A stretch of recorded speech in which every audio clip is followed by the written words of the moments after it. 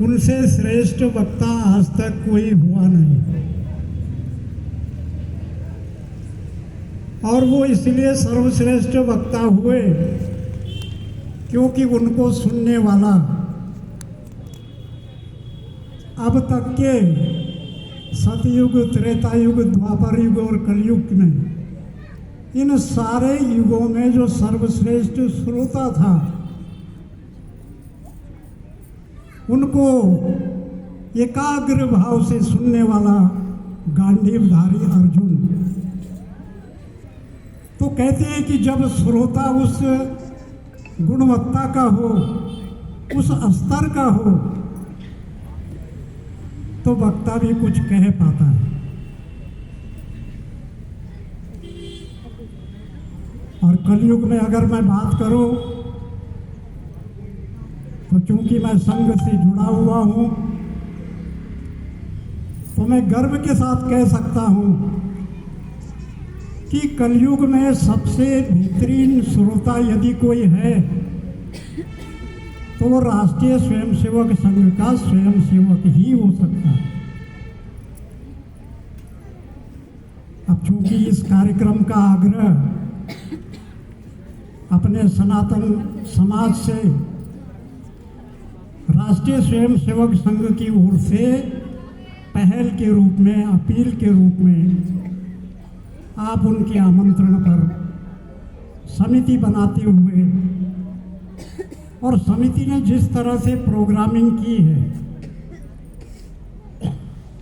उस समिति को मैं साधुवाद देता हूं। मैं संघ के वक्ता के रूप में इतना ही कहूंगा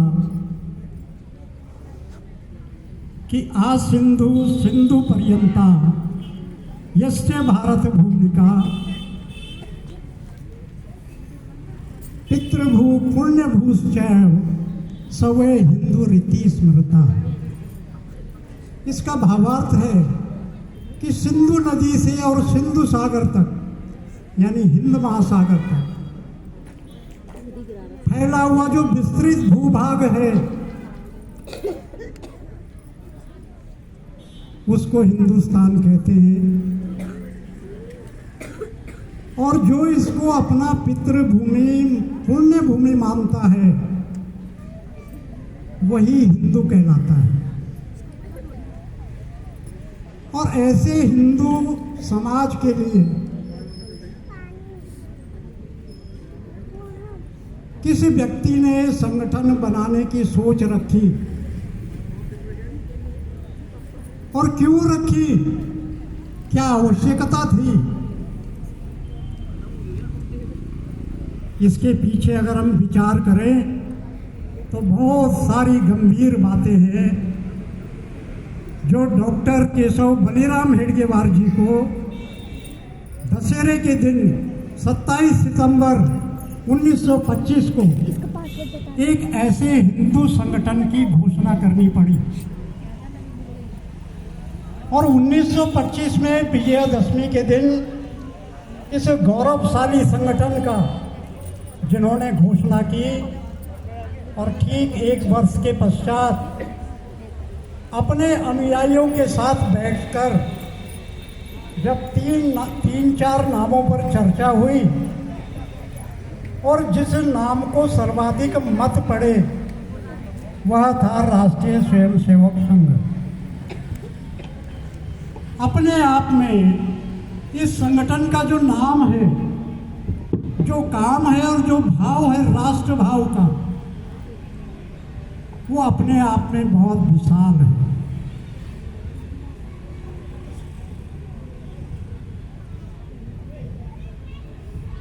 कहते हैं कि गगनम गगनाकारम सागरः सागरोपमः राम रावण योरिदम राम रावण योरिव। अर्थात गगन कैसा है तो गगन जैसा ही है, उसकी तुलना हम अन्यत्र नहीं कर सकते। और सागर कैसा है तो सागर जैसा ही है, सागर जैसा कुछ और नहीं। सागर की तुलना सागर से हो सकती है। और राम रावण युद्ध कैसा था जहां बानर भालुओं की सेना, आदिवासियों की सेना, वंचित वनवासियों की उन्होंने भगवान श्री राम ने सेना बनाई और तीनों लोक पर राज करने वाले रावण को, इतने बलशाली को उन्होंने परास्त किया। अधर्म पर धर्म का पताका लहराए। तो ऐसा युद्ध राम रावण युद्ध कैसा था?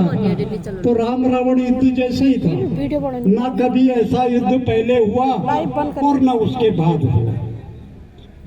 ऐसी विचित्र सेना थी रावण को परास्त करने के लिए। और कहते हैं राष्ट्रीय स्वयंसेवक संघ कैसा है? तो राष्ट्रीय स्वयंसेवक संघ जैसा ही है। इसके जैसा दुनिया भर में कोई अन्य संगठन नहीं है। और इस संगठन के पीछे जो त्याग, तपस्या और बलिदान कूट कूट कर भरा है, अनुशासन भरा है, कुशाग्रता भरी है, अध्यात्म भरा है, अपने वेद शास्त्र पुराणों का जो भाव लेकर आगे चलता है, अपने समाज को आगे ले जाना चाहता है, ऐसा संगठन दुनिया में कहीं नहीं है। और ये एक ऐसा संगठन है जो मात्र सामाजिक संगठन है। ये कोई राजनीतिक संगठन नहीं है। इसको कोई पावर नहीं चाहिए। सिर्फ अपने सनातन समाज को, हिंदू समाज को उसके उत्थान की ओर ले जाने का सपना है। यही लक्ष्य, ये उद्देश्य है। आप कल्पना कीजिए, किसी परिवार का बच्चा MBBS डॉक्टरी करके कलकत्ता से घर आता है नागपुर। परिवार खुश कि हमारा बेटा डॉक्टर बन के आया है। अब घर में जो कमियां हैं, जो गरीबी है, वो कट जाएगी, परिवार खुशहाल होगा। लेकिन परिवार को ये मालूम नहीं था कि ये ताउम्र शादी नहीं करेगा।